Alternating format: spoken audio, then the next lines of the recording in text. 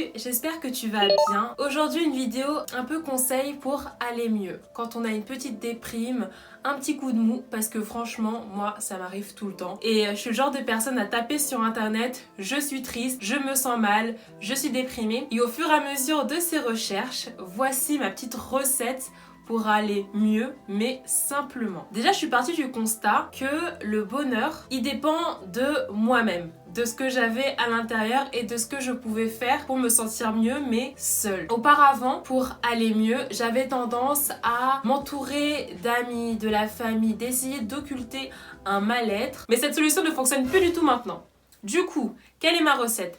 Premier point, musique, danse et écriture. J'ai envie d'écouter de la musique triste pour m'enfoncer encore plus dans mon mal-être, tu vois. Essayer de sortir toutes les émotions. Limite, je me force à pleurer pour extérioriser. J'ai des playlists qui sont enregistrées musique triste pour vraiment sortir mes émotions. Et quand j'en ai marre de pleurer, je me lève et je prends une douche. Et pendant cette douche qui est bien chaude, bien brûlante, j'essaie de comprendre pourquoi ça ne va pas. Et le plus souvent, je trouve pas d'explication claire, ça me saoule de ne pas avoir une réponse claire et c'est pour ça que justement je recherche sur Google pourquoi je suis triste. Mais du coup, j'écris quand même mes pensées. Je prends mon journal et j'écris ce qui me passe par la tête. Et franchement, ça n'a aucun sens. Mais c'est pas grave. C'est pas parce que c'est pas logique que ce que je ressens n'est pas valide. Et une fois que c'est fait, je change complètement de registre musical. J'écoute de la musique qui me booste, la musique de boîte de night là, où je fais des mouvements comme ça, où je shake mon boule, je mets de la musique à fond et je bouge, je sens mon corps et ça me fait tellement de bien de me sentir vivante, de sentir que je respire, que sentir que je peux bouger et franchement je t'encourage à danser quand tu vas pas bien et même si tu sais pas danser, c'est pas... On s'en fout de savoir danser. Le tout, c'est de bouger son corps, de sortir, de sentir les choses. Du coup, je libère mes endorphines, etc. Et là, une fois que je suis dosed up, je suis bien, etc., là, je peux me poser et penser à mes objectifs. Qu'est-ce qui ne va pas? Et là, ça commence à sortir et me dire ok, il y a ces points-là, ces points-là, ces points-là. Comment faire pour les résoudre? Tu peux y arriver. En fait, tu peux y arriver. T'es vivante, tu bouges, t'as la chance d'avoir tes bras, tes jambes, d'avoir un toit. T'as des ressources. Vas-y, meuf. Deuxième conseil que j'ai pour se sentir mieux, c'est d'unfollow les gens sur les réseaux sociaux. À partir du moment où, dans ta semaine, tu t'es rendu compte que certaines personnes te faisaient te sentir mal, qui ça crée un mal-être, et franchement, éloigne-toi de ces personnes. Éloigne-toi. Soit tu mets en sourdine, soit tu unfollow. Mais franchement, on n'a pas le temps. On n'a pas le temps de se sentir mal à cause des réseaux sociaux. Non, je refuse. Il faut que tu arrives à prendre le contrôle là-dessus. Et moi, concrètement, il y a des personnes que j'apprécie beaucoup sur les réseaux, mais le fait est que, comme elles ont créé en moi un sentiment de malaise, que ce soit des fitness girls, que ce soit des influenceuses qui montrent une vie de faste et de paillettes, alors que moi j'ai l'impression d'être à zéro dans ma vie, franchement, des moments, j'ai unfollow.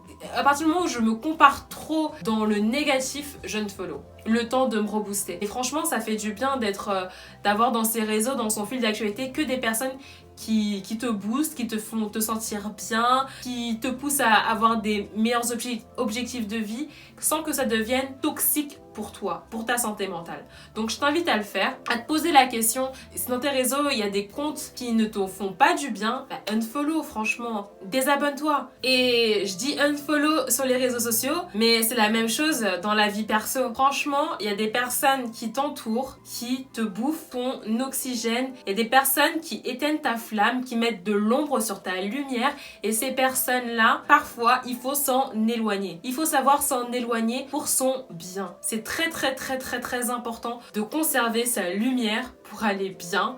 La santé mentale, je pense que c'est une santé qui est très fragile. On repère pas forcément les indices dans notre vie, dans notre quotidien qui mettent un frein à notre aura, à notre lumière, à notre flamme. Il faut savoir s'éloigner des personnes comme ça, des personnes qui sont à un moment dans ta vie devenues toxiques. Ce n'est pas forcément définitif, je dis bien, mais quand tu vas mal, il faut pouvoir regarder autour de soi sans être hyper catégorique comme moi, parce que moi je cut. cut, quitte à me retrouver seule. Ça peut aussi concerner la famille, ça peut concerner une amie très proche, un ami très proche, des collègues, etc. Et des moments, il faut savoir s'éloigner des personnes qui nous font du mal en termes de ressenti. La personne ne le sent pas forcément, mais toi, si tu le ressens comme ça, ton ressenti est valable. Et il suffit d'être diplomate et d'aller vers ces personnes et exprimer avec bienveillance et en amour que pour l'instant tu as envie de prendre un peu du recul sur la relation sans forcément utiliser mes termes. Tu connais la personne, tu sais quels sont les bons termes pour atteindre ton objectif, donc utilise-les à bon escient pour pouvoir t'en éloigner pour un temps limité ou définitif. Vraiment, pour aller mieux, il faut être entouré de personnes inspirantes qui te laissent respirer. Il faut aussi être en accord avec soi, se prendre du temps pour soi, pour aller bien, quitte à peut-être passer par un instant où on va encore plus mal, c'est-à-dire en s'enfonçant, tu sais, comme je t'ai dit, dans les musiques tristes, peut-être dans un film triste, pour pouvoir se relever. To rise again. Mon troisième conseil, c'est faire des activités. Les activités, c'est le feu. Et c'est difficile de le faire en cette période parce que pendant un an, on nous a un peu coupé nos activités. On ne sait plus faire ce qu'on faisait avant. Avant, c'était simple. Tu sortais, tchac, ouais, tu vas aller boire un verre, nanana, on se balade. Ah, il y a un petit truc là. Viens, on y entre. Viens, on va faire ce petit musée. Viens, on va faire cette petite expo. Viens, on va au théâtre. Bah là, c'est compliqué. Du coup, moi, je te conseille de t'orienter vers le loisir créatif. Le loisir créatif, c'est le feu de Dieu. C'est le feu. Apprends à faire de la poterie. Apprends à faire du tricot. Apprends à faire du dessin. Ou reprends le dessin que tu faisais avant quand tu étais petit. Moi, ce que j'ai fait pour me sentir mieux, bah, clairement, ma chaîne YouTube. Je suis hyper contente. J'écris mes vidéos, je les tourne, je me renseigne sur l'éclairage, le montage, etc. Et franchement, ça m'apporte beaucoup. Donc à toi aussi de trouver des activités, plusieurs, de prendre ton courage et vas-y, achète une toile, construis ton arbre à rêve. Mon quatrième conseil, c'est prendre soin de toi, de ton corps, de ton enveloppe charnelle. Que tu sois un homme, une femme, une personne non binaire, que ce soit juste hydrate-toi après la douche. Mais hydrate-toi pour avoir la peau qui ne tiraille pas et avoir cet inconfort en moins. Que ce soit faire un gommage, je me sens mal, je fais un gommage de mon corps et je me dis que je gomme le négatif. Je sors de cette douche une nouvelle femme, plus positive, ou sans être plus positive, j'ai fait le vide. Gommage, soin de peau, manicure, pédicure.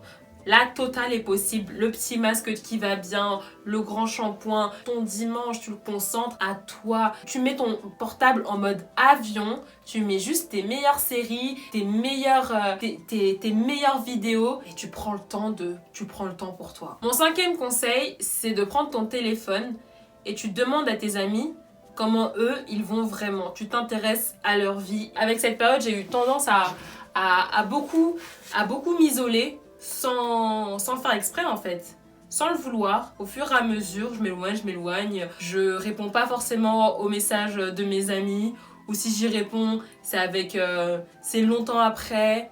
J'arrive plus trop à m'organiser, à savoir si je peux faire ci, si je peux faire ça, parce que je me sens bloquée par rapport au contexte. Mais j'essaye de secouer tout ça, c'est bon, on se motive pour aller mieux, pour s'entourer des personnes positives. Et franchement, c'est normal de pas aller bien. Moi-même, je fais cette vidéo, mais quand je l'ai écrite, j'étais au fond du trou, mais là ça va et je suis contente. Et en la tournant, je me fais des propres conseils à moi-même pour me rappeler de petits trucs simples, tout bêtes, pour aller mieux simplement. Les maladies mentales existent telles que la dépression, et je ne suis pas concernée par cette pathologie. Du coup, mon message s'adresse juste aux petites déprimes, aux petits blues du quotidien. C'est ce que je voulais préciser. Et si on ne va pas bien du tout, il faut se faire aider et ne pas avoir peur de le faire. Donc voilà pour moi, c'était une petite vidéo un peu Jen psychologue, Jen joie de vivre, enfin je sais pas, Jen qui essaye d'apporter un peu quelque chose sur sa chaîne. Si tu as apprécié cette vidéo, n'hésite pas à me le faire savoir. écris-moi, que ce soit en DM sur Instagram, que ce soit en commentaire YouTube, je réponds à tout le monde. Et on se voit très très vite pour une prochaine vidéo. Salut!